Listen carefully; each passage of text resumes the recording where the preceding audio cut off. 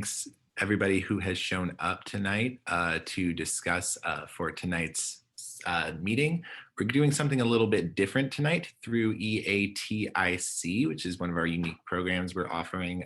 We are really excited to invite two guest speakers, Herman and Lisa, who will be speaking a little bit on their experience working in the field of transformative business and climate change, and talking about the impact of it, its urgency, and why students should take a look at it and how they can. So my name is William, and I'll kind of intro this thing out. And then also with me is Kala, who will be helping me with introducing a little bit more on the EATIC. So to say a little bit about Harmony Plus, we're a business based out of Mountain View, California. We're an official partner of some of the institutions and universities out there. We have worked with UC Berkeley, Stanford, San Jose, and we also work with SRI International, which is a research group founded by Stanford trustees in the 1950s. And so we provide a lot of very interesting and exciting programming to some of the students, both here and also internationally.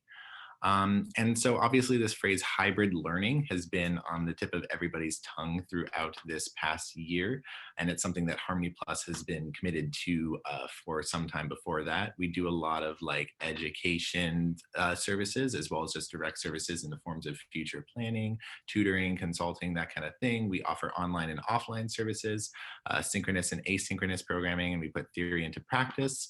And so we work with a lot of really amazing faculty members from UC Berkeley, Stanford, and then we also work with a lot of really amazing experts in their fields like Herman and Lisa. We've received endorsements from many leading universities, and we also help students with building competitive advantages and enjoying sort of this continuous improvement, which goes into our model of upgrading education. And so these are just a few of the things that we do. We run some academic programs at sort of the intersection of education and technology, which is where many of our other services lay as well, but we're focusing on these for tonight.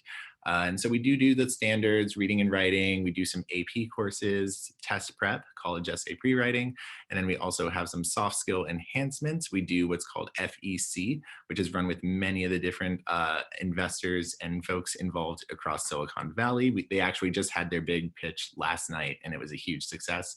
And we also do public speaking, reading for success, help people raise their ERRs, effective reading rates.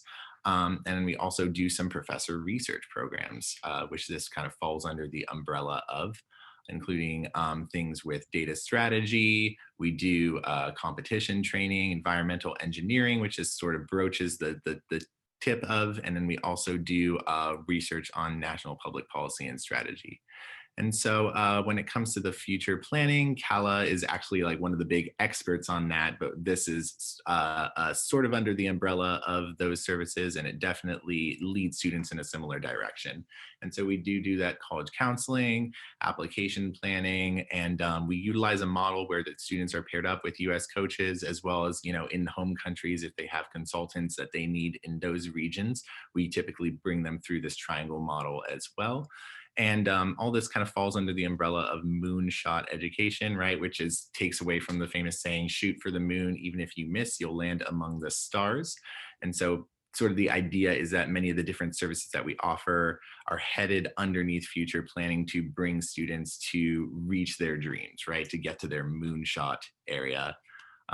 And so that's a lot of what we do. And so falling underneath that is the whole concept of EATIC. And so I am actually going to give the floor to Kala a little to take this away. Hi, everyone. So EATIC is our extracurricular activity, trainee, and internship club. So let me tell you a little bit more about that. Okay, so here are some reasons to join. So we can help you enhance your college applications. Okay, so we'll provide many different activities that you can join. This can enhance your resume, as well as give you something interesting to talk about in your college essays. You can participate in exclusive activity and internship opportunities that are cultivated by Harmony Plus. We also offer a bunch of workshops to help you create a resume, write a cover letter, and many more topics, as I'll show you in a minute. You can also collaborate on projects with other students, gain leadership, and have the chance to accumulate volunteer hours for the President's Volunteer Service Award. So we have different membership levels. bronze, silver, gold, and platinum. On the next few slides, I'll show you the benefits for all membership levels. So one thing is you can join the members only group on Slack, and that's where we share a bunch of information about the different activities, internships, traineeships, etc. And when you're a member, you can apply for the exclusive opportunities cultivated by Harmony Plus and any other volunteer activities. And then you can also join any of these workshops, like today's free of charge, and have the opportunity to be a panelist.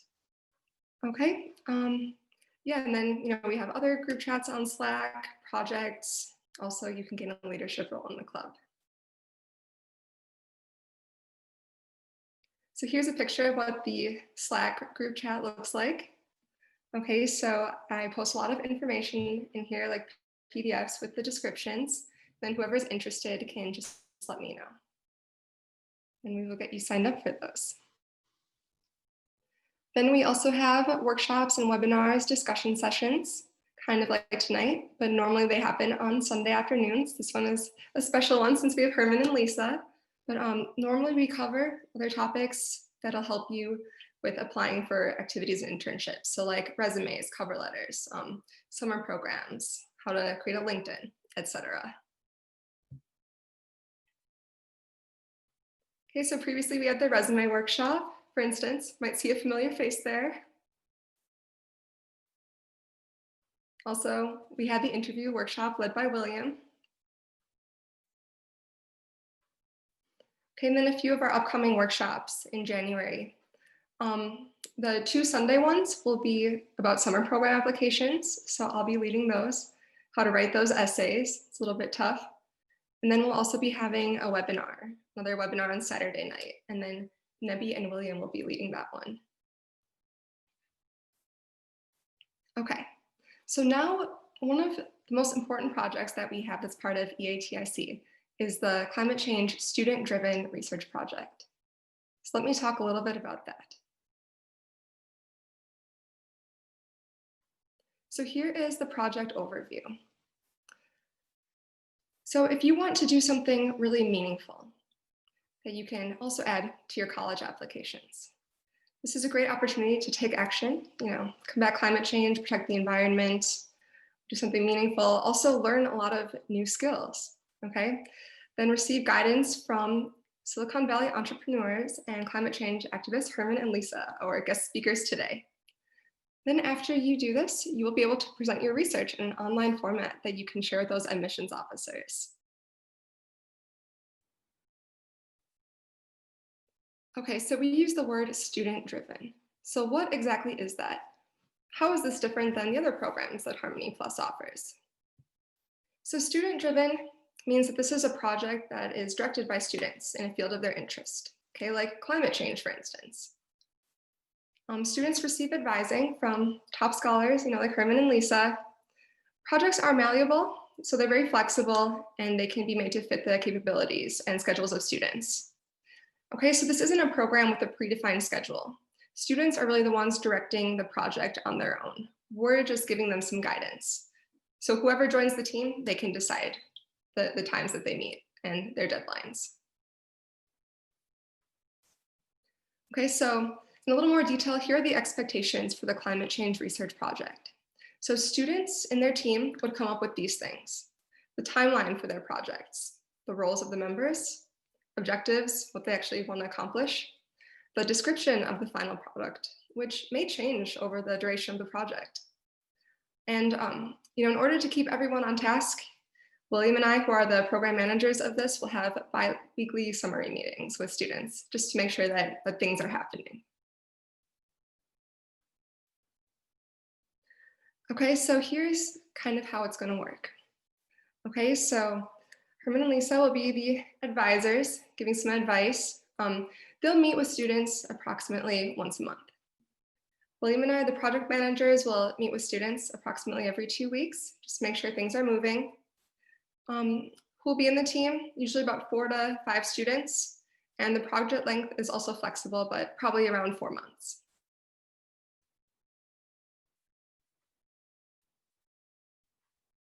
Okay, so what exactly would students be doing? First of all, brainstorm project ideas, determine the scope and form. Okay, so would it be like creating an app about climate change, social media campaign, research paper? Okay, then after determining that, plan the research project in detail, having those tasks and deadlines that everyone needs to complete. And William and I will definitely help make sure everyone is doing those tasks and completing things on time. And then carry out the project to completion.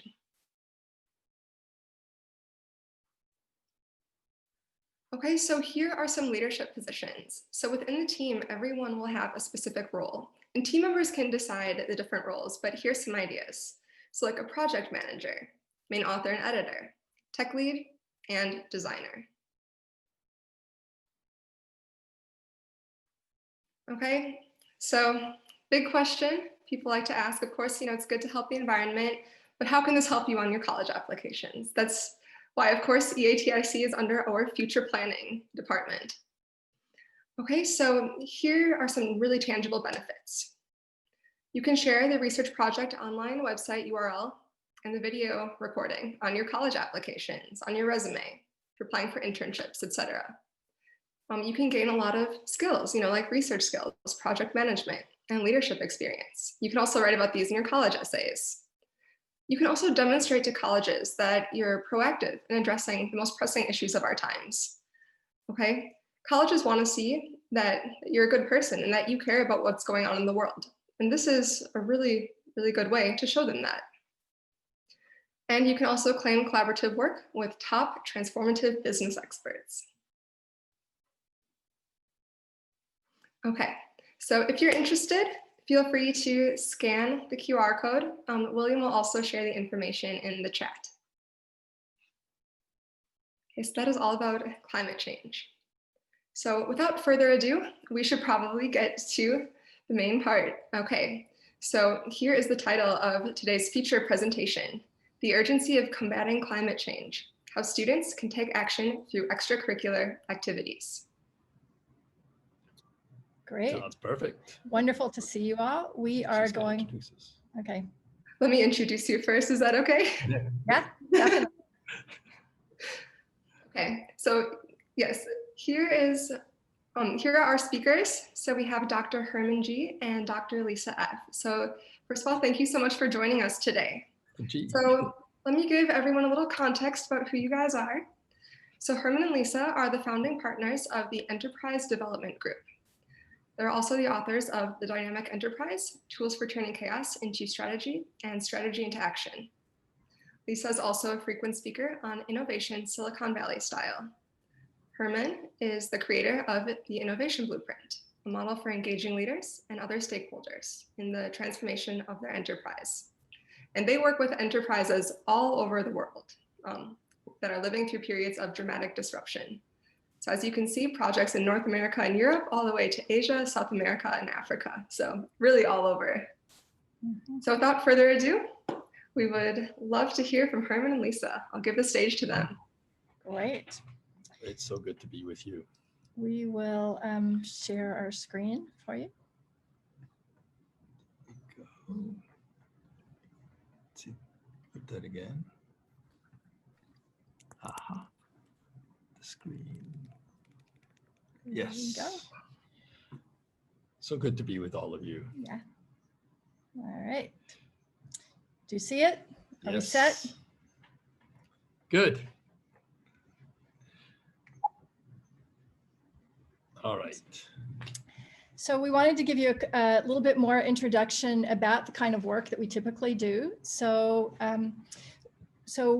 when she said that we were co-founders of EDG's Enterprise Development Group, and we tend to work with leaders and companies to look into the future and see where the world's going and understand the trends and the disruptions and the big opportunities, and to set strategies for where they want to take their companies or teams, and then to innovate into that, and for leaders to be those leaders who can take their people from where they are and lead them into this future that they're envisioning together. So we tend to work with companies that are all around the world, US and international. They tend to be leaders in the industry as it is now, but it's an industry that's transforming. So it doesn't mean that they're going to be the leaders in the next generation of their industry, and their work is to make sure that they lead the next generation forward. And there's often a lot of startup projects inside and then other startups. And so we also have written about startups and startup pitching and things that come out of Silicon Valley. So we coach a lot of startups, and we've often been some of the judges on the Harmony Plus events for that, to judge your projects. We write a lot as we go along about strategy and innovation practices.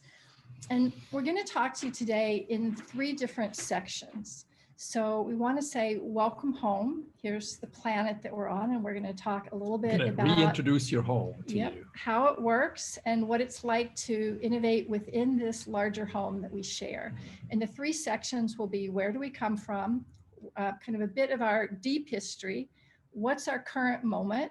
And then where are we going? What are the possibilities? And we have to warn you that part of our current moment is a little bit scary and dark. And that's why we need all of you, and we need all of us to look at where we can take things, how we can innovate into the future of where we're going.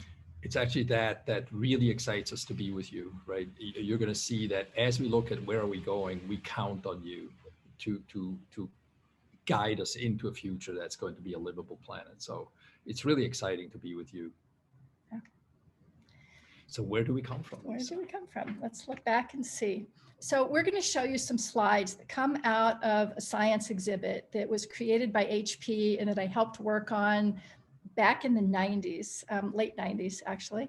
And it was created by Sid Liebes at HP Labs. And so it's these panels you see are what you'll see some of the panels from that. And it's a walk that you walk through the history of life on Earth from the time it first started up until where we are.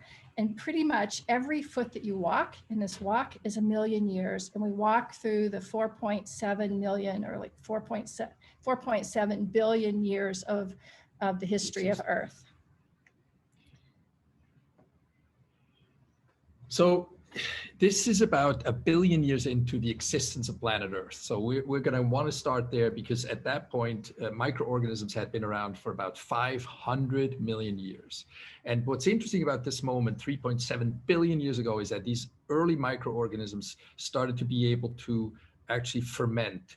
That means basically convert CO2 into oxygen and food and bodies, right? So they were sort of able to take something that's around them in the environment and turn it into something different. And they'll be important for us later on. So we're just picking the parts of our long evolutionary history that are coming back to be important in this moment.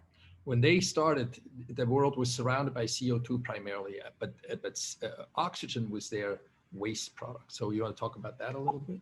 Yes. There we go. Well, talk about that. I will. So life actually transformed our planet, where if you look at all the other planets in our solar system, they're actually about 98% carbon dioxide. And so those kind of fermenters, those really early single-celled organisms, those early life forms are what took the CO2 out of the air and turned it into all the life that we know today. And they put oxygen back up into the atmosphere as they took in CO2 and gave off oxygen. And so they really transformed the atmosphere of the Earth. Was created by life. It didn't just start this way on a planet that it was given. And what happened is we're now, if life basically arose about 4 billion years ago, at about 1.9 billion, we are just a little bit over halfway through between the beginning of life on Earth and us. So life had been here. Half of the evolution of life was still these single-celled organisms. And by the way, that was us. So our DNA came from that earliest time. The DNA in your body has not died from the time it arose 4 billion years ago, right? It went parent, child, parent, child, parent, child, all the way up to you. So if somebody asks you what age you are, you as a being might be a certain age, but that DNA inside you is 4 billion years old. And so this is the history. It evolved, of course, over time. But yeah, it wasn't like it is now. The origins. So fundamentally, you're 4.7 billion years old. So So what happened about halfway through this, when we were still these single-celled organisms, is we had been taking in CO2 and throwing up oxygen into the air, which was not anything we knew what to do with. It was waste, it was harmful, it was poisonous to us. We put all our garbage up into the air, and it was killing all life on the planet. And at this point, 90% of the life died on the planet, that it kind of drowned and was poisoned by this oxygen that it had created and put up into the air. And life very well could have ended on the planet at that point. I mean, but 10% made it through. So out of that 10% of life, these little single-celled organisms figured out things they could do. So some of them hid from oxygen, they went into swamps. Some of them hid inside other cells. And so they were able to then begin this kind of big diversification into multicellular organisms. But a really small percent of them learned to breathe oxygen, something that had never existed on the planet before. They took it in, they could then get a burst of energy. For the first time, life could move on its own. So before that, the water, all these single-celled would drift on the water, and wherever the water went, they would go. And for the first time, they could move and decide where to go. So they innovated their way out of trouble. So give it another 1.5 billion years or so, just 1,500 million years, and we have the Cambrian explosion, which means at that point, life began to become more visible to and familiar to us today, right? Bones were beginning to get created, other kind of mineralized tissues that gave shape to the kind of creatures that, started to come to life at that time. The other thing that happened about 395 million years ago was that there was the planet was incredibly verdant. It was green. There were lots of trees. Oh, that's the amphibians. I apologize. I went on to the next thing. I don't see really well. Well, so first is that before that, is that life came up onto land. And we put that in there because we thought, as innovators, we should think about, imagine what that moment was like life until this point, until 400 million years ago. So this is past 3/4 of the way of life on the planet. All life was still in the water. And think about when it finally came up onto land, when plants came up, when the animals were at that point where amphibians started to come out of the water onto land and had these whole wide stretch of open territory to innovate into. And we see what they all have created at that point. So now comes this moment that I was talking about, which is about 360 million years ago, when the Earth was very verdant, it was very green, there were lots of forests, large forests, but also the Earth, the continents were shifting, things were folded over existing territories, and that's when all that oil and coal that we, basically take out now was created over about a 70 million year period, right? So many millions of years, this kind of churning, and this went on and created this incredible resource of hydrocarbons underground. So when you saw that early on the planet, there was all that CO2 in the atmosphere, that's what got put out from the atmosphere back underground. So that was an important sort of dynamic, right? First, we had the organisms that created oxygen, but then we also had this way of drawing down, the plants are drawing out CO2, and it got put down underground and then, held down below ground until we started pulling it back out. 65 million years ago, one of the, 5 large mass extinctions. It's familiar to all of us, an asteroid hits the planet. It's the end of the dinosaurs, which have been around for 165 million years or so, an incredible length of time. This Earth was covered with, that it was owned by the dinosaurs for an unbelievable distance. And then only in the last sort of 5 million years we started to see, because some mammals survived that extinction moment. They were small, nocturnal. They could handle the fact that all of a sudden everything was dark around them. They lived underground. And they stepped out. No more dinosaurs. Hallelujah, right? We can now start to stretch out and, begin to turn ourselves into different kind of creatures. Evolution took place, and humanoids came to life. And sort of, evolved to a level where in the last 300,000 years, not that long, we started showing up, or familiar looking humanoids started showing up, and Homo sapiens, that is sort of the leftover that we are now, came to be in just this last tiny little part of a period of time. And if we had taken this walk, as Lisa first described it, where each foot was 1 million years, and we would have walked 1 mile, 1.5 kilometers, it's about the length of our the front of our toenail that would represent that 300,000 years, right? So it's just an extraordinarily short period of time that we've been around. So we wanted to show what all we've come from. Yeah. And just that long evolutionary history, and that when life has had massive extinctions for millions of years, and also times where it's innovated its way out of trouble. So what we see from that is that life can transform the earth. We see that after an extinction, it can take tens of millions of years for life to return to this previous level of. It always does, right? It always takes at least 10 million years for Earth. And that's really important for us to think as we go into the next part of this conversation, is if left to her own devices, planet Earth has no problem dealing with an extinction, but she's going to take her time. And it may be 90 million years before it comes back to where it was. And it may not be people who can think in the way that we're thinking right now. We're the only species that knows this story that we're just talking to you about. And we're the first generation to actually know all the pieces of this story. When my parents were born, they did not know this story. So it's a remarkable moment to face what we're going to be talking about next, because this knowledge is going to provide us with some information. It's going to be very helpful for the third part, which is where we're going to count on you to come up with some really important solutions to the problems we're going to look at. So why don't we take a minute and have you each reflect, for 30 seconds each, for example, to think about what struck you most about what we just talked about. You can just write down some words or phrases. What do you remember? Notes. And then also, as part of that, we'd also like to have note from self, which is, what's it mean to you? These, words that you might write down, what does it make you think of for your own life? How does it inform your own future, your own actions? Or anything. Yeah. Okay. And you can keep doing that as we go along too, if you want. So we're going to go on to look at where are we in our current moment. So actually, can I go back to that? Can you talk a little bit about the Climate Reality Project? Because I think some of the young or their parents as well might be really interested to hear more about. So some of the slides that we have will be shown as Climate Reality Project slides. And that was a training from Al Gore. And he has offered it for a decade or more, often in person, but now it's all online.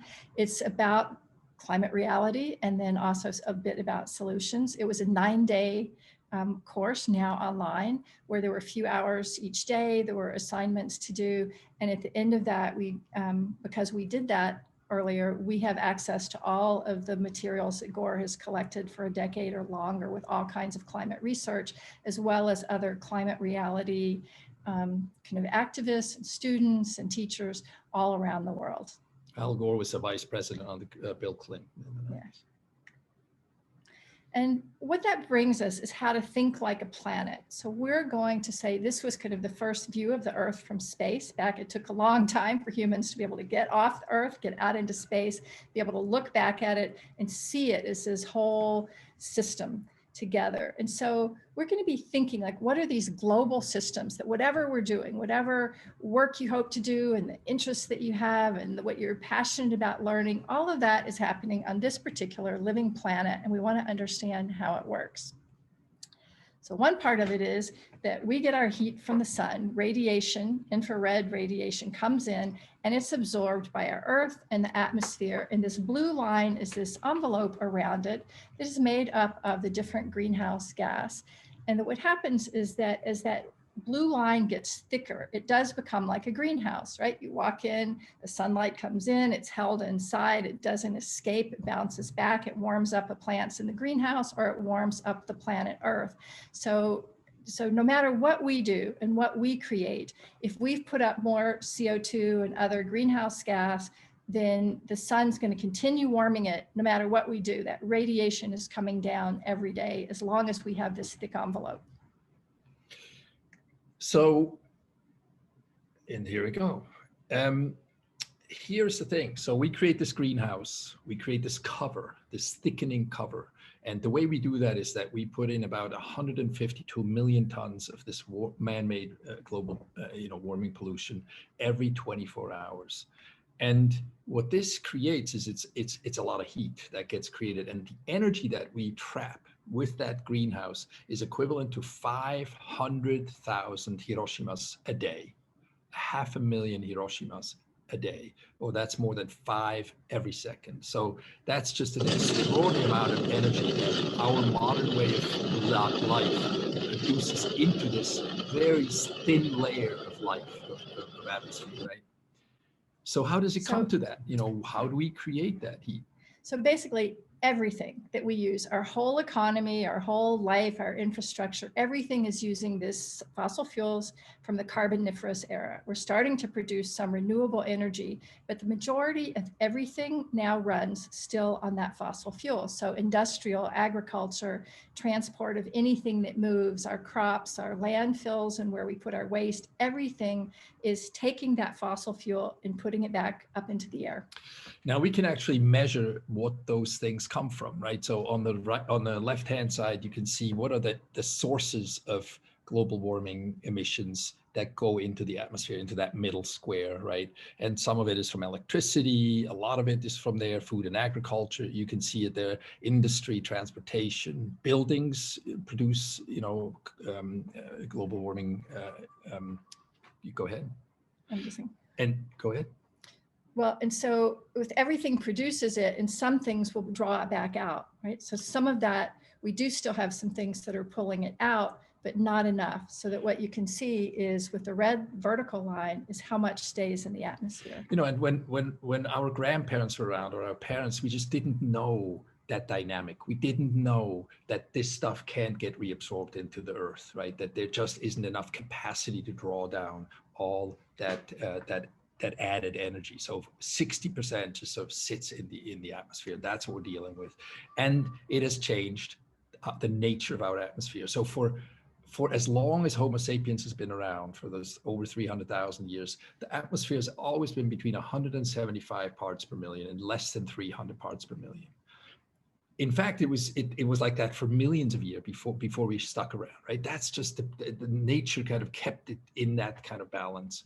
And then we showed up, we started dragging all that hydrocarbons out of the ground, and boom, in 1950, we broke that ceiling. And ever since then, we've been adding that extra part of CO2, where in May we were at 417 parts per million, so 117 parts higher. No human has ever been alive. Never, that right? Level of carbon dioxide. We were the Before first us. generation. Lisa and I were the first generation that stepped into that reality. And you are now the next generation who actually, a few generations later, that actually now is going to be part of solving this particular problem. The problem is that the CO2 is a very persistent molecule. And that means that it just sits there. So even if all of us start driving cars that don't put out any CO2, or, you know, creating energy in ways that are you know, that don't produce any added CO2, it's not enough, right? That 417 parts per million and continuing going up higher, that 1,000 gigatons of CO2 is not going away. And then we have results from that, right? We can see it. So there's fires. You want to talk about that a little bit? Yeah, so this is what it looked like when we were in Silicon Valley in September. So the sky was like this at 10 a.m. and it just continued to get redder throughout the day. It's amazing. And it was going on because we were surrounded on most sides by fire everywhere. And in fact, the whole West Coast was burning in September. So all the way from into Mexico, all the way up through North America and up into British Columbia and Canada, fires everywhere. So there were those red skies everywhere. Also around that time at Los Angeles, it hit 121 degrees Fahrenheit in LA. Nearly 50 degrees Celsius, an unimaginable temperature, right? Just, it doesn't make, I mean, we had Australia, right? Looked very much like California last year. And actually a bit worse. Yeah. China, we have floods, right? So we have fires, we have floods, we have droughts in Europe. We have the Arctic Circle, where for the first time ever, it hit for a long period of time, over 100 degrees Fahrenheit, 38 degrees Celsius in the Arctic Circle. Fires, you know, drought, extraordinary kind of developments. So an author we like, Carter Bays, says, stop thinking about this summer as the warmest in 125 years, but the coolest one in the next 125 years. So it's just a mind shift, right? We always tend to think, okay, it's kind of hot this year, but there's a sense in our own being that says it's going to be better, but actually. And a lot of the graphs, even the ones we showed you where you saw the temperature keep going up toward the right, and then it stops at 2020. So you think, whoa, this is the hottest one ever. But it doesn't say, and what about 2021 and 22 and 25 and 30 and 35? Like it's not as if it stops its trajectory unless we do something different. So we've talked a lot about the atmosphere, right? The air, but really a whole other problem is the fact that a third of that CO2 that we talked about is absorbed by the oceans. And that, of course, has incredible implications. The overabundance of CO2 that the oceans have to absorb and can hardly deal with turns a lot of it into carbonic acid, which is not good for particularly shellfish.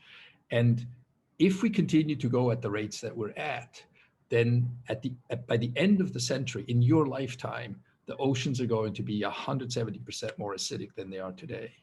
And that's too acidic for much of ocean life, of course. 90% right? So of ocean this life. is a dramatic problem that we don't often think about. We think about the atmospheric stuff, but the oceans are actually really an important aspect of life on this planet.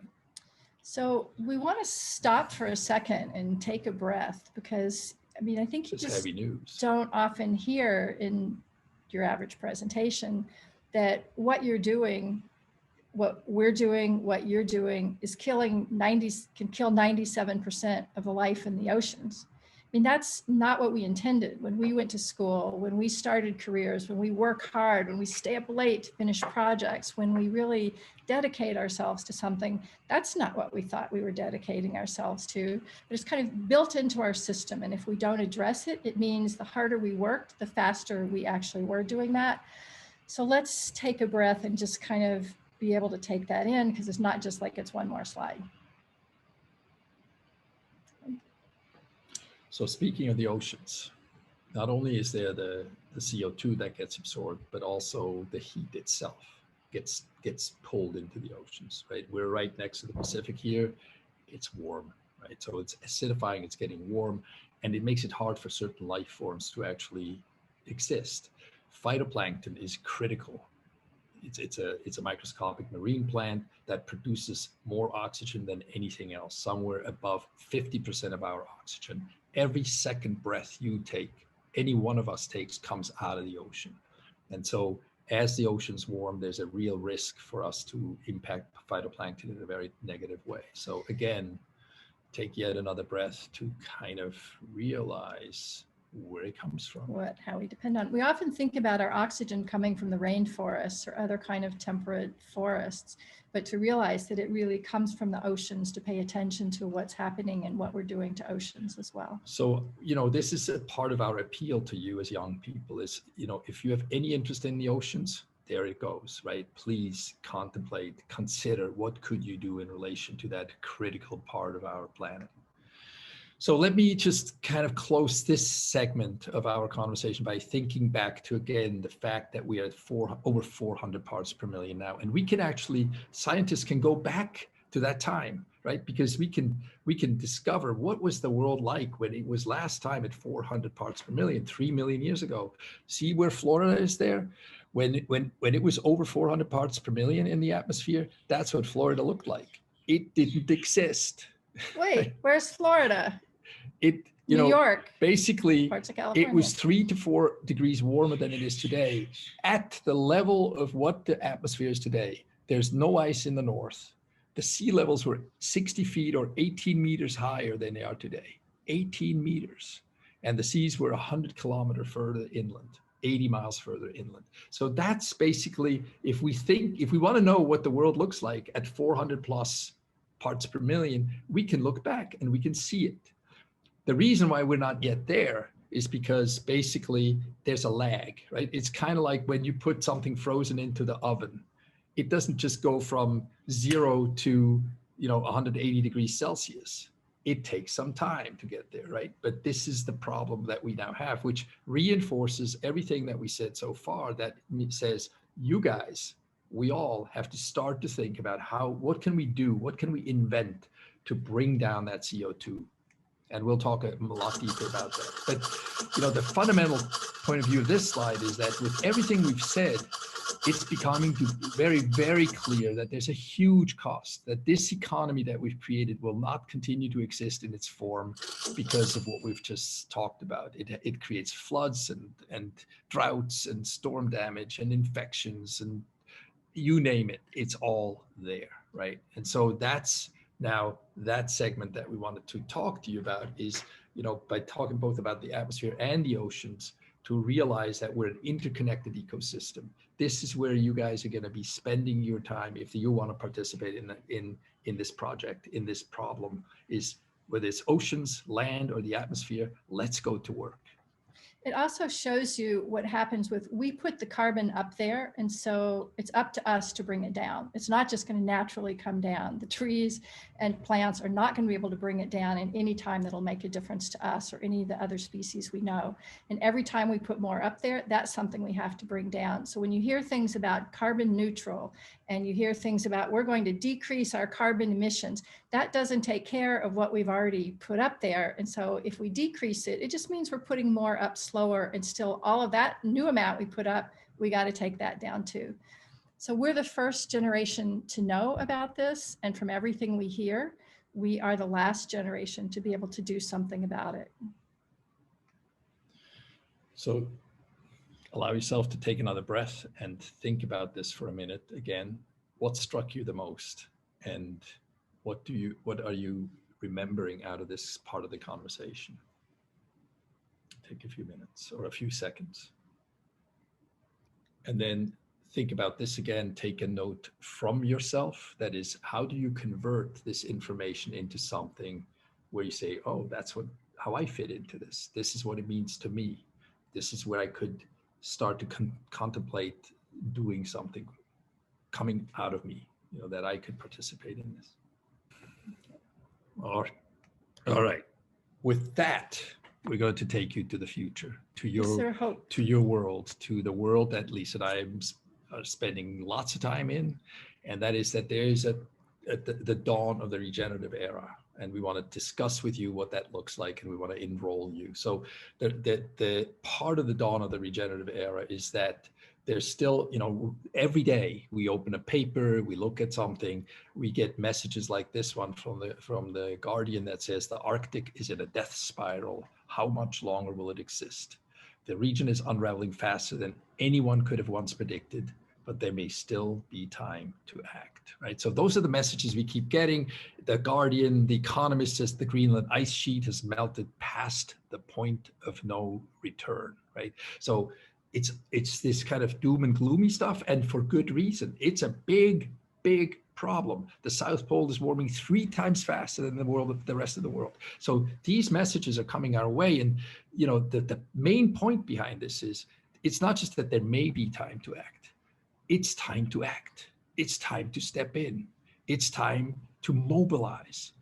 So that's the main message. And so let's look at how that's translating into action right now. Things are starting to move in that direction, whether it's Xi Jinping, just recently talking about it at the climate summit, whether it's Guterres, the head of the UN, talking about we must move into that and we cannot continue the way we have, or whether it's Biden, who now is stepping fully into this kind of reality that we must address this now. Leadership is starting to get behind that point. Business leaders are getting behind it. The head of the Bank of England says if companies that are not focusing on the climate are going to go bankrupt, right? This is kind of the dramatic realization that our leaders are having, whether it's political or business leaders. They're saying, we better face this, because if we don't, we're toast, we're out of business, we're bankrupt. Banks are getting behind it with trillions of dollars. The Economic Forum, World Economic Forum, all those guys are going. So here's one of my favorites in an unusual kind of way, which is it's a Morgan Stanley report, and it says stopping global warming is going to cost $50 trillion. But I think about it with a Silicon Valley mindset or an innovator's mindset, and I think, okay, somebody's paying $50 trillion. Well, that means somebody's getting $50 trillion. So that's fine. So it's a $50 trillion opportunity. It's an economy. Right? Yeah, it's a whole new era. So if you think about eras, it's when everything changes, from agriculture, where all of life was, people lived in rural life on farms, then industrial, many more people moved into cities and we started to industrialize every single industry, then digital that reframed everything. But then we hit a wall. I mean, we're still in the middle of this wonderful digital transformation and we're just going strong, and we have AI and robotics and 3D printing and computer generated design and virtual and worlds and autonomous everything that moves. So it's an amazing, that digital curve is still going up and it's amazing, but nature is stepping in saying, hey, remember me, all of these wonderful transformations happen to happen on a living planet that has some of its own rules. Limits and rules, right? It has certain ways it works and things that you need from it. And so because of that, and because of the urgency of it now, there's this next wave starting. So we're right at the beginning where we're still like on the way up of our digital world, but we're starting this regenerative economy, circular economy, zero carbon removal, how to restore our ecosystems.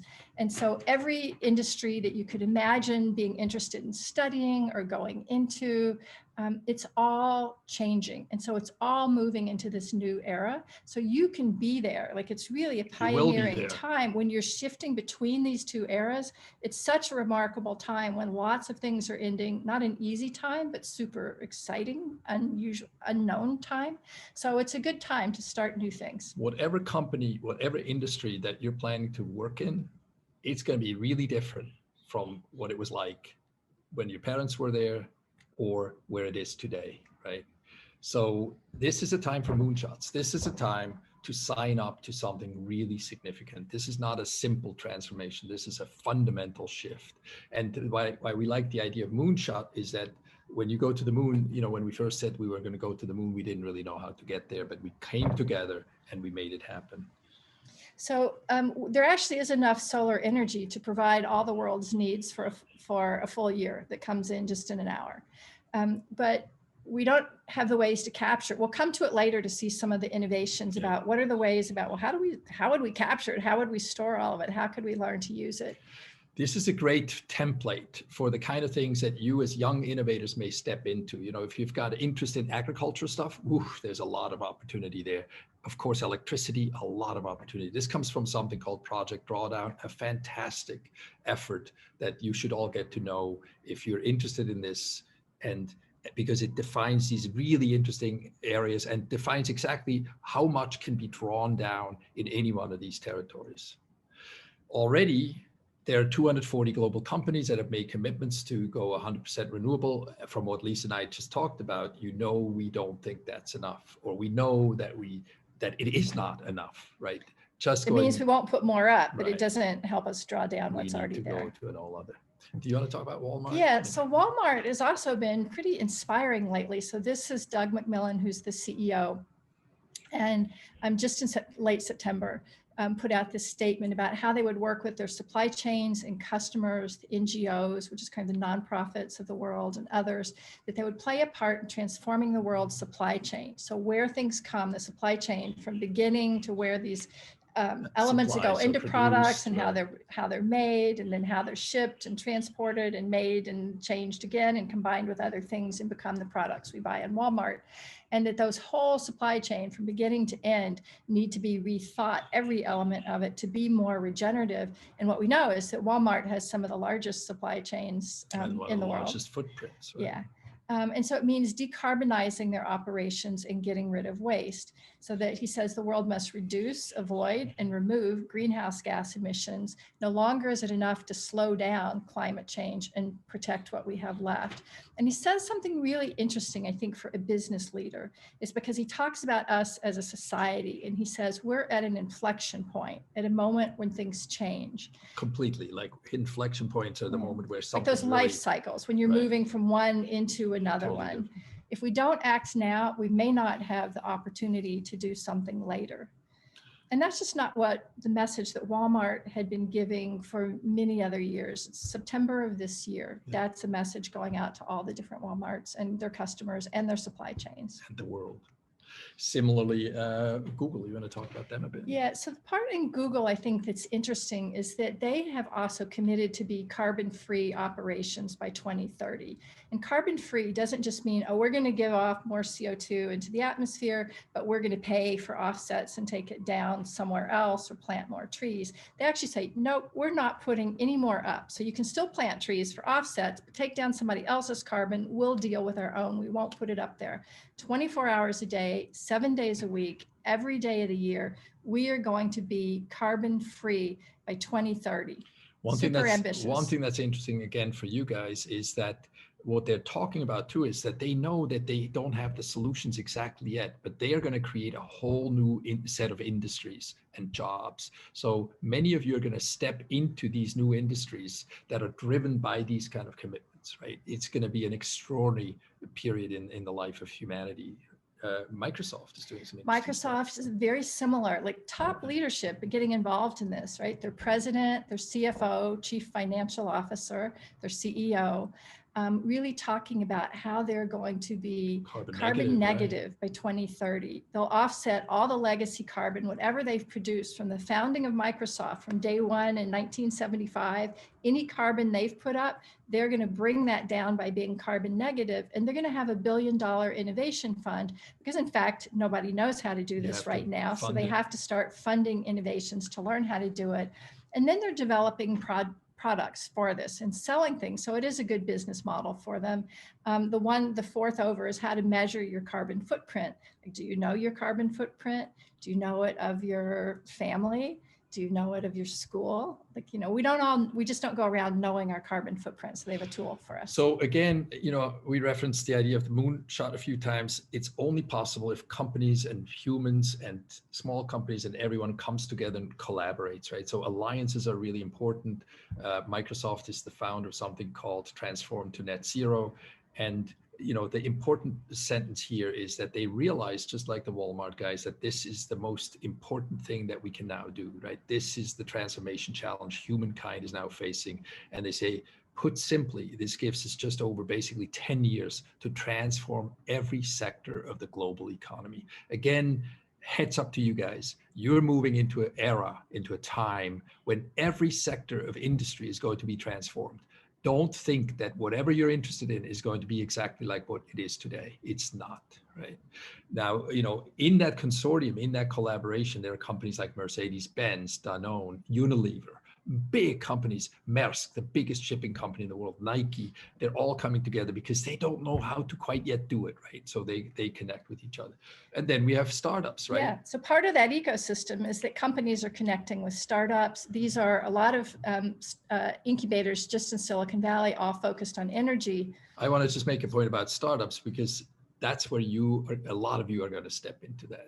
That's going to be your playground. There are going to be a lot of you guys who are going to step into these amazing places, like what Lisa just described, coming up with stuff like this. Yeah, right? but there's also startups inside companies, and companies are working with startups. So all kinds, startups are happening everywhere. It's happening at Harmony Plus. We wanted to show you some of our favorites that we just thought seemed really creative. So we'll show you a couple of them. Energy Vault is one of them, which is, you know, the problem with solar and wind energy and going to these clean kinds of energy is that, you know, the wind's not always blowing, or, you know, the sun's up during the day, but what about, how do we get the energy at other times? So this is Energy Vault created a gravity battery. So this is like, what are the ways like engineering where you build in big, you know, big things to build kind of solutions. But I thought it was pretty creative. So what they're doing is they make a battery just by when there's an excess solar energy, you take that energy and you raise really heavy stones, 35 tons per stone, and you simply raise them on this tower up into the air.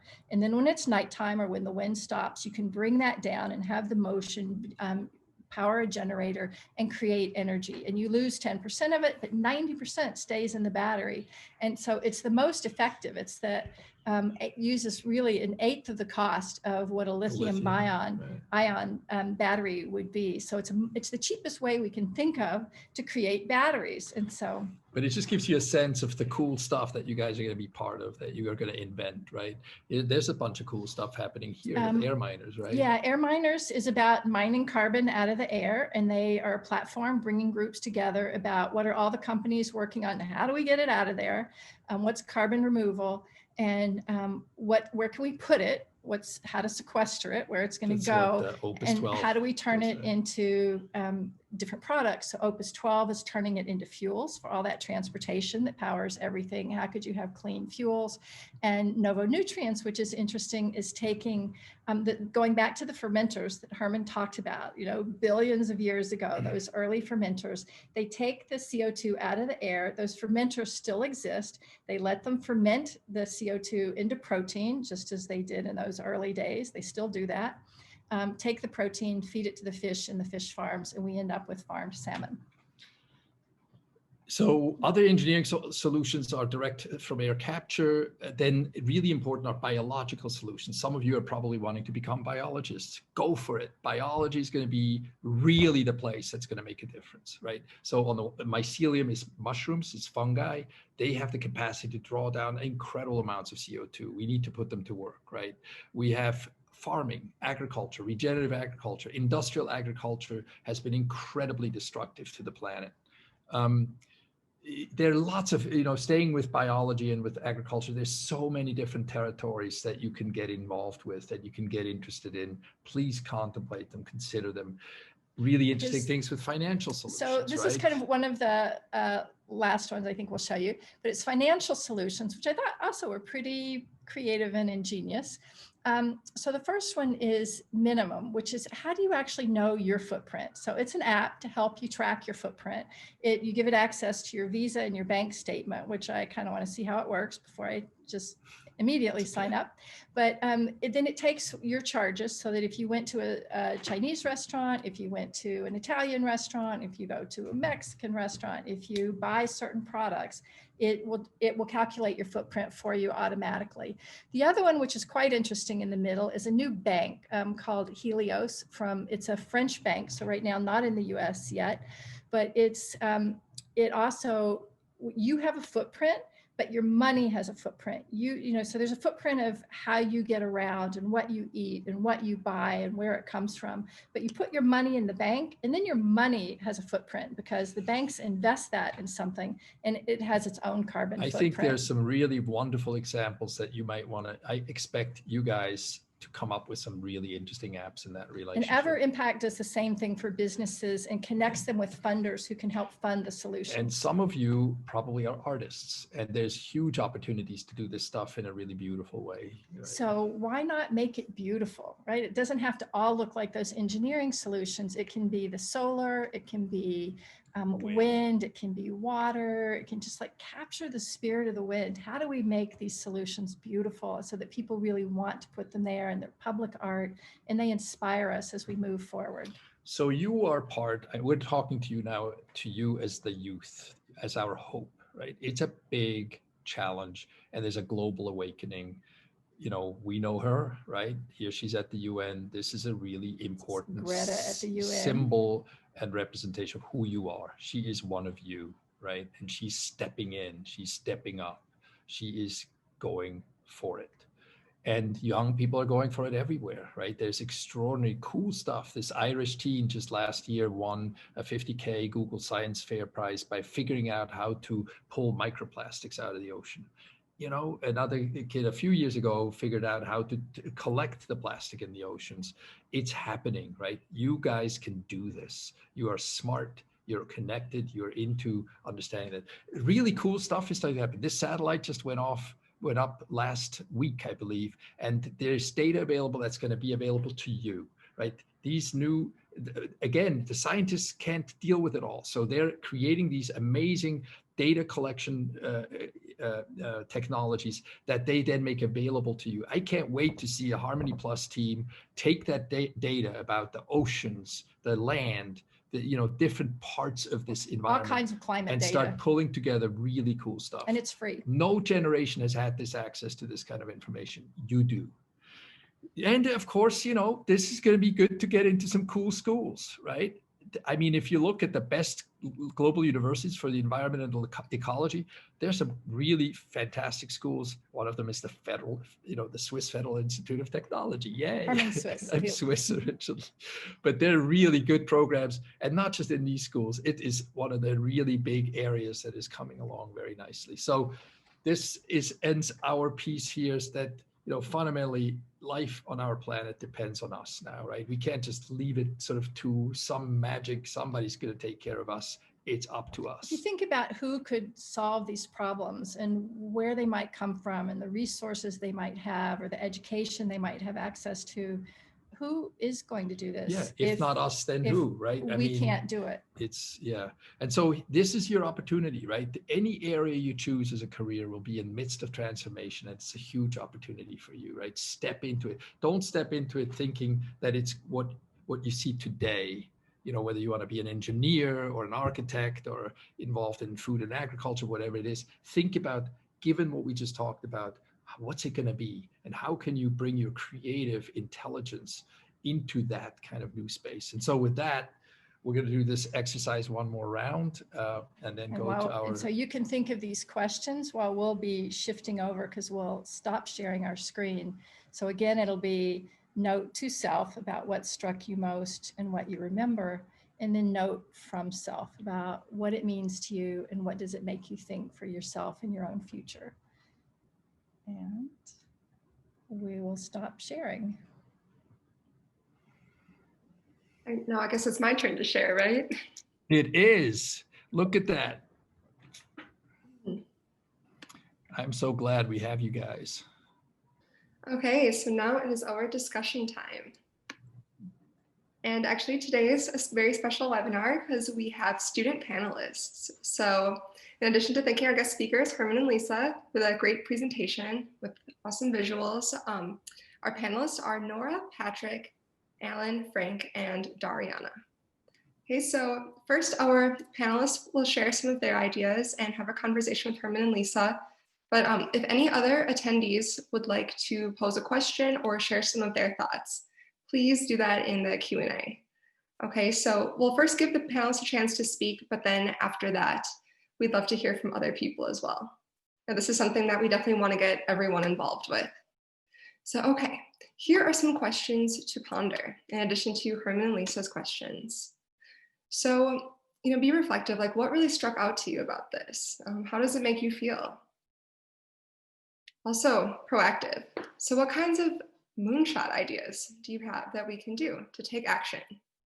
And for the panelists, especially, and other student attendees in the audience, what can students do? Like, what are some concrete things that you can do to make a difference? Okay, so would any panelists like to share some of their thoughts? Is anyone brave? Who wants to go first? Okay, Nora. I don't have like a paragraph to say, but it's just like a few thoughts that I had. Like the one thing that like really struck me was that like the earth has come so far, and like we are just like the humans are like destroying it in like such a like rapid rate, and like I don't know, and that kind of made me think that like my school has like gives us like lectures, and like my school invites like writers about like global warming and everything to like just give us like a speech and have like workshops where we can talk to them. But mostly like they talk about their work, and it's really like inspiring, but somehow like I feel like I just have this sense of like hopelessness. I was like, all right, well, like we're basically helpless, and but like, and I just had this like sense of like emergency, but I really didn't know what to do. Like I was just like wondering like maybe I should tell my parents to drive less, but like I kind of didn't have like an actual plan of like how I can change like on a bigger scale. But like after you guys like told us there's so many careers that are going to be created, and there's so many like transformations that is going to be made, like I just feel like I can like at least help. And that kind of gave me like you know, like motivation to actually like do something and like think of a plan. And Good for yeah, you. that really struck me. That's really wonderful to hear. Just to just quickly build on it, I think it's really important that we recognize that we have done this, right? That humans had the power to create the problem, and then to step in, just as you just discussed, talked about, that we do have to get involved, because as we learned, Earth is not worried about it. She'll take her 10 million years. But if we want to stick around, we got to get involved and collaborate with her, right? With all these with the microorganisms, with all the ways that we that can bring that back down. We can understand, as Lisa pointed out earlier, we're the first ones who know that this is actually happening at the level it's happening and what's behind it. So I love that really a lot. That's great. Well, and also I think it is, it's something that's urgently needed, and it's a growing economy because we know it's urgently needed. Kind of the same way the world's mobilized to get this vaccine done faster than was ever done before for That's COVID. A great example. And how much was spent on it. It's another, it's another one of those big emergencies that's then global for the whole world to say, but it's going to have resources behind it because it has to. It's great. Thank you, Nora. Back to you, Kala. Okay. So who else would like to share their thoughts? I guess I will. Okay. Hello. One thing that was actually very interesting to me is how there's this whole economy thing. I believe the article said 75 trillion, and that sure is quite a bit. And this basically builds up this whole economy, and well, that is giving a lot more opportunities to different innovations and our generations to innovate more things that, well, will help with climate change and avoid different problems in the world. And yeah, it is also really interesting to me that how, let's say, humans have developed so much, and how industrial and stuff just ending like I'd say 70 years, and it's like all digital stuff from like 50 years ago and until now. Now, that is actually very, very cool. Because humans have been around for like 10,000 years, and it's only like the past 2 centuries who have actually been developing more advanced stuff than that. And yeah, and really, it is also 200 years ago humans are experiencing problems like the global warming, and because back then I don't think they had much problems about the whole world except wars everywhere, but really they were just looking for convenience and more innovations, and to make the world a more comfortable and convenient place for everyone else. And so different things from the industrial time have been invented, and that's causing like all the global warming stuff. But and now people are out here solving this problem, and yeah, that's what, like you said, we brought this problem to the stage, so we're stepping out to solve it, and that is really interesting. That's great. Very good. Yeah. When it shows you how much you all are needed. You know, the education you're getting is something everybody really needs you to get. They're depending on you. What's interesting about what you're saying, Frank, too, is that it was, and Lisa addressed that earlier as well, it wasn't what we meant to do when we took people out of poverty, or when we made life more convenient, or when whatever, we were able to create through our engineering capability, through our intelligence, through creating places for people to work and to make money, all that stuff. Mm-hmm. It was beautiful at some level, right? I mean, it did, as you're saying, Frank, it made life more convenient, and it gave people jobs, and it took care of some, famine and, bad things that humanity had earlier. It was a magical trick, a magical machine, and yet now we see the consequences. And so I really like that. We didn't know at the time, and it's really kind of the question that now that we know, what do we do? Yeah. Yeah, definitely.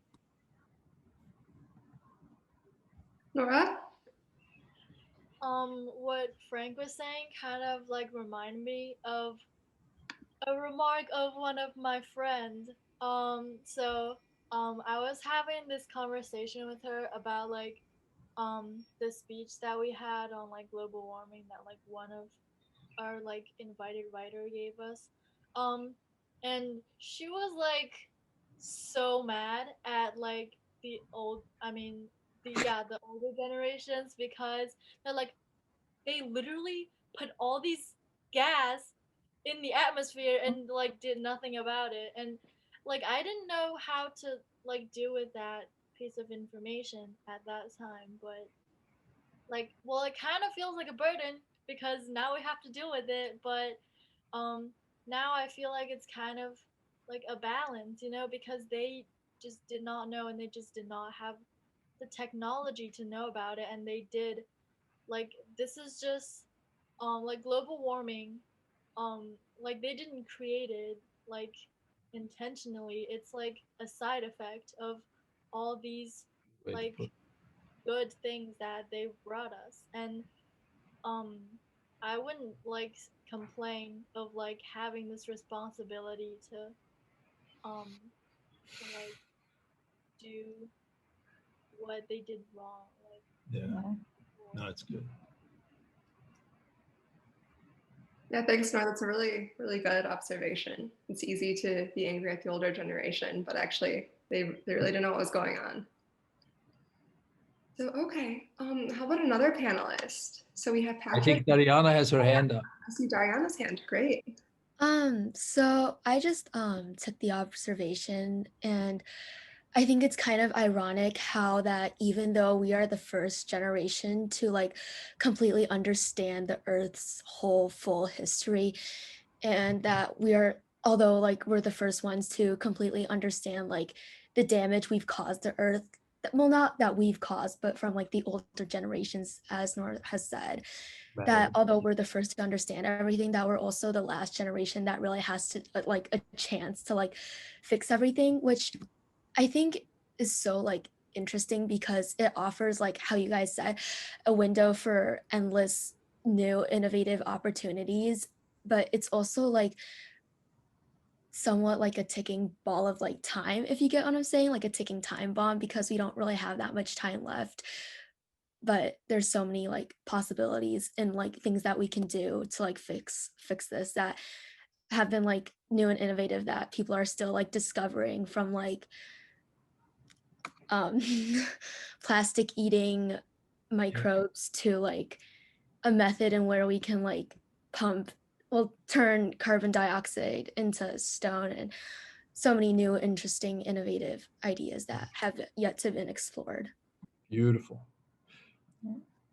I mean, that's just fantastic. And I think it really makes me happy to hear you, Dariana, because I think in a way, once you realize that, it mobilizes exactly what you're talking about, right? Once you see it, and it's just fate, right? You were born into this and you're benefiting from all the things at some level that have been created that have these negative effects.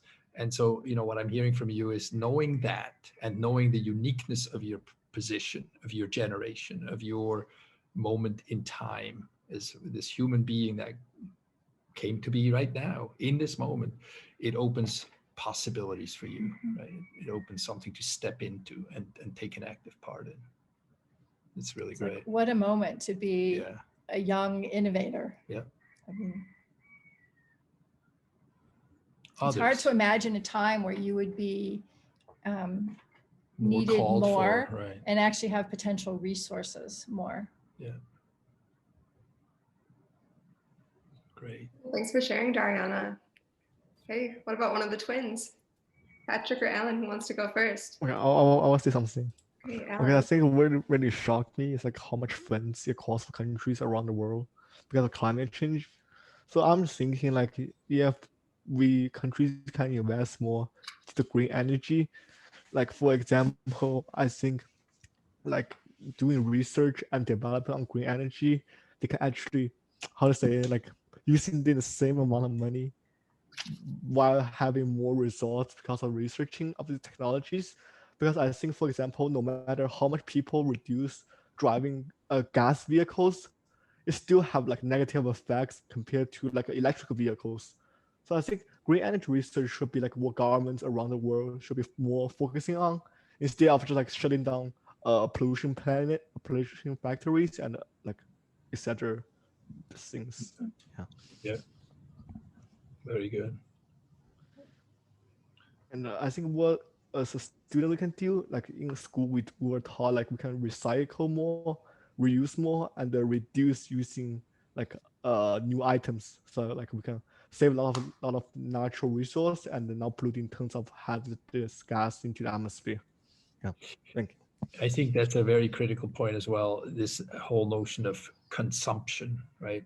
We are a consumer society, and I think your generation is going to be. We're already seeing it with sort of the 20, year olds, et cetera, in that sort of generation.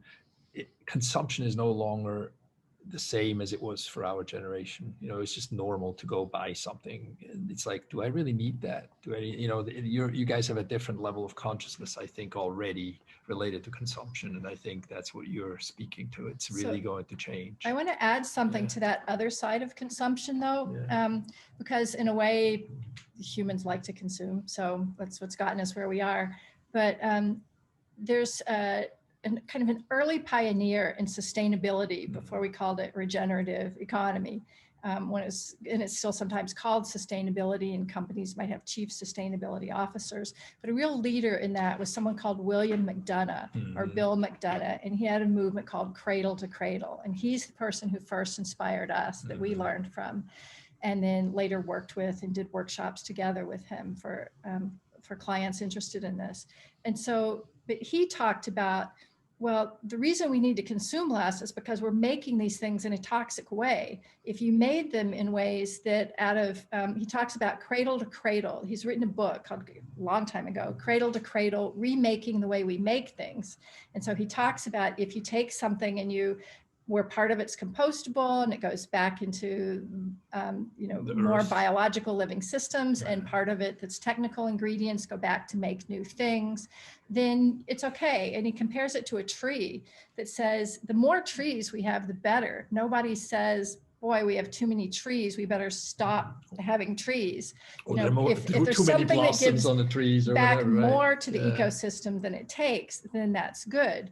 And there are ways to do that. And I think that's what we're starting to describe. So both may be helpful. Let's consume less of the things that are harmful, that do more harm than good. But let's also learn about what are the things that go back and make even more good things happen, and that we might want to do more of. So it's kind of interesting. So you might want to take a look at that concept of circular economy or cradle to cradle, which is, let's get. How do we grow? He said, if you have things that are 100% good, imagine if it's 100% good, you could have a lot of it. As much as you want. Yeah. Right. It's a good point. Okay, that sounds very interesting. Definitely want to check into that. Okay, Patrick, you ready to share something? Well, for me, I think what struck me is how much the carbon dioxide we produce, and also about how human have damaged the earth. And I think for us, especially we need to recycle and buy stuff that's essential. So basically don't spend stuff buying things that are not necessity. I didn't hear the last part of your sentence. I said we should not waste money on things that we don't need. Basically yes, like luxury goods, basically fancy clothing. Sure. They're not even worth that price, but you still pay a lot for it, which Sure. is basically wasting the money and also wasting the resources, because you're basically never going to use this luxury goods or luxury bags. You basically just put it in the shelf and never use it, which is basically wasting it. It's too valuable to carry. So you put it on the shelf. Yeah, so why even spend that money just to purchase? You don't want to have your Gucci get dirty. I think it's wonderful to really think about what are the things we really want and what do we really need. Nike had, in terms of that, also how luxury goods might be made differently. Nike had done an example when they worked with McDonough on Cradle to Cradle, and they got some of their products cradle, C2C, Cradle to Cradle certified. They made a running shoe that you would take the top and could get composted, and the bottom could get recycled and made into other things, and it could become new shoes or roads or playground, the base of playgrounds, and it could get made into other things and keep becoming things forever because it's already exists. And so when you have your shoes, you take them back to the store to recycle. So actually it was a good business model for the store, because the people whose shoes are worn out and, you know, or don't fit them anymore are going to bring them back to the store to get those shoes recycled. And then the people who need new shoes are in the Nike store. So there's some interesting business models about how to also get things that people are going to consume to be good, that they're genuinely good things, and they continue to add, either they go back to nature and fertilize the soil and become living things again, or they can get used. They're already in the technical cycle and can become ingredients, so we don't have to go create new ones. So I think both, like really think about what we're consuming, and then see, can we make and consume things that are legitimately good, that we feel good about? I mean, what I love about what you're saying, Lisa, is also a really interesting message to this team of young people. I mean, I bet some of you are designers or want to be designers, you know, want to become designers. And the whole notion of design is going to be unbelievably important in respect to what Lisa just talked about, right? Is how do you design something to be positive, right? To be carbon positive, to be, or carbon negative, as the point might be, that draws stuff down. How do you design a machine that instead of putting stuff out, brings it back in? How do you design a shoe? So I think design is going to be a hugely important possibility for you young folks. You know, that some of you are, I'm sure, artists or creatives, and it's going to be required that things get redesigned, right? That notion that every industry in the economy is going to be transformed. A lot of it is going to be done by designers, right? So, yeah. Back to you, Kala. I was gonna, if you don't mind me asking Herman and Lisa, you know, I know we've been talking a lot about sort of the student-led and youth-led or design-led, tech-led push for climate reform and impactful policies. Earlier in this year, like when the quarantine was first beginning, there were a lot of reports coming out that like it would overall be almost like a good thing for the climate in a few ways, that people were quarantining because manufacturing was slowing down, stuff like wildlife hunting was going down. Many people were working from home, and so cars weren't being driven as much. Like, do you think that, you know, will continue, first of all, is that positive shift true? And will we see it continue to happen as many, you know, companies start to accept that like work from home is a reality? Great question. You know, things like that. Well, you know, I think all of us are just making predictions, so we'll see, but it does make sense, right? Once people have learned, well, that they didn't need all of the things they thought they needed because they couldn't have gone shopping to get them. And it's like, well, you know, life's actually okay without some of those things. Definitely without travel. We've learned, I think during this time, we're getting much better at doing things that are virtual. We do almost all of our work now in sessions like this, where people used to fly over and see us in Silicon Valley, or we flew to other countries and stayed there and traveled around, and huge carbon footprints. Huge. My footprint. So I think that we're learning a lot during this that will help a little bit, but it's pretty massive, and there's some very powerful forces behind it. So I think maybe it just gives us a bit of breathing room to start to learn and build and design and create and get to market some of these new solutions, and get the funders funding new things, and get government policies in place so that it can continue. So it feels like we at least have a little bit of a timeout to consider this. I like the idea of the timeout, and I think there's some, you know, from my perspective, this is not over by a long shot, right? This is a beginning to a different way of looking at things that we never thought possible, right? So the most exciting part of this COVID reality, and it's very rough here right now, is that it woke us up. It woke us up to the speed with which things can be transformed and can change. It woke us up to our resilience, that we can step into a new world fairly quickly and rethink how we relate to each other. It continues to confront us, right? People are still now needing to get together for Christmas, and 2 months from now, it's going to be worse, right? Because we'll see. It's just humanity needs to do that and needs to learn, but we're going to learn the hard way, right? A lot of people are learning the hard way. So I think this is going to stay with us for the rest of humanity. It's going to be at the size of a kind of depression era or a war era or something like that. That would be my hunch, is that it has made us much more, and again, a good signal for you young people to know that this transformed world that you're stepping into, you can count on the capacity of humans to make these kind of changes. I also think that for some of the tech companies that we showed, and Microsoft and with Walmart, which is Huge. also basically a tech company, it really shows you that those things have come out from summer and fall in statements. And I think both because climate impacts are happening, but I think COVID has given everybody a time to live in Things a little can bit of a different change. world, to know things can change really fast and we can come up with solutions really fast. And so it does feel really different than last year in so many ways, that COVID gave us a timeout, sent us to our rooms, taught us a lot, gave us time to imagine new ways of doing things and how things can change really fast. So it's interesting to have that right as COVID kicked in is when we've had this climate knowledge for decades. It's right when we've really started to see solutions explode and blossom. Great question. Okay, so just to follow up on that, I also have a little bit of a question. So, at first with COVID, it kind of seemed like, oh, it's probably a lot better for the environment because people aren't traveling everywhere. They're not commuting to work or school. But I noticed on another one of your slides, it says that electricity consumption is a lot of what is being emitted into the atmosphere, and it's also contributing. So it can't be that good if we're on our computers all day either. So it's interesting. It absolutely, I mean, it can't be good for our bodies. It can't be good for our eyes. Like there's lots of, this is not ideal yet, right? But what we're talking about is the capacity to transform in a dramatic way, right?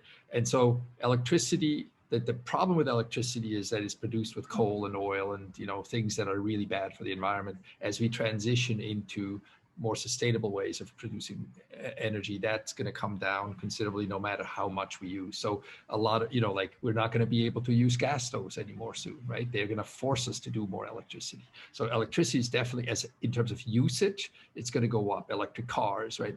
Electricity is like the big winning, thing that we're looking to, but it's a question of how we produce it, right? So to see, I think it's really, I know lots of cities have where you can buy renewable energy programs. Some utilities in different cities around the US have been that you pay a bit more and you get green energy. And so the electricity coming into the home, everything is green energy, and you pay for that through your power bill. Where we are in Palo Alto, it's been renewable energy powering. Palo Alto has its own utility in California. And so they've been buying green power. So all the electricity has been in Palo Alto has been green power, renewable power. And then a lot of people, they've had solar programs to help people get solar panels, get solar energy. I think I've seen products that can help also, where you can just buy solar little panels you put outside and then can charge appliances. So we can already start thinking about where does that electricity come from? Can you get your city, if your city doesn't do that or your utility doesn't do it, to start offering green options to get you renewable electricity? So this has been an amazing conversation, and I really, really appreciate you guys on the panel and your interesting questions, your interesting exchanges. I can see that we're down to the last 2 minutes. Do you want to close it? I'll let William do the closing. Yeah, I was really looking forward to this webinar. I know that, a lot of times in our classes and in elsewhere, climate change kind of gets treated as this like dilettante issue that people tend to, say they're passionate about, but tend to not actually do that much to work on it. And it's nice to see, that it's become something that has become more and more pressing and more urgent because of people like Greta. I also noticed in this past US election during the Democratic primaries, it was seeming like climate change was going to take a front row seat in terms of like the hot button issues.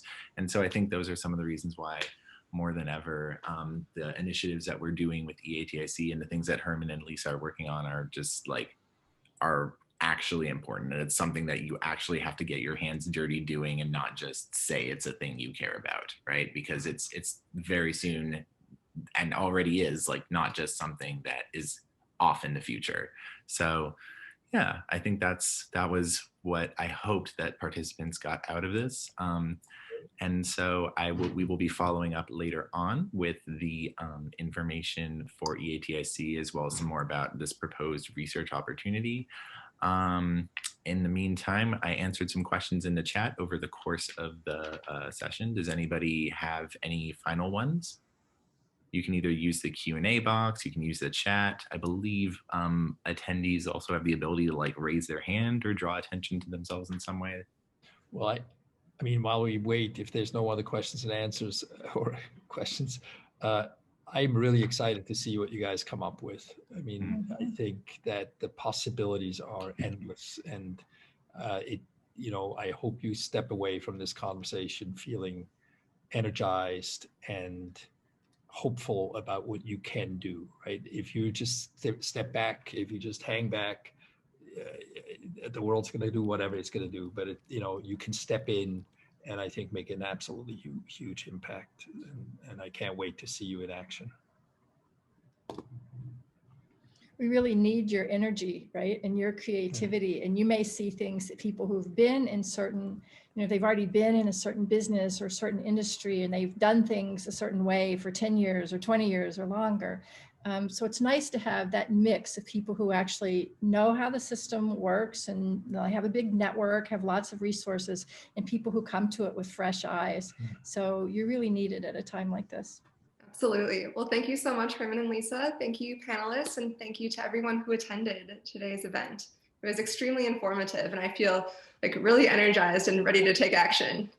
Great. Right. It's great. Yeah. Great to see all of you. And yeah. Thank you, everyone.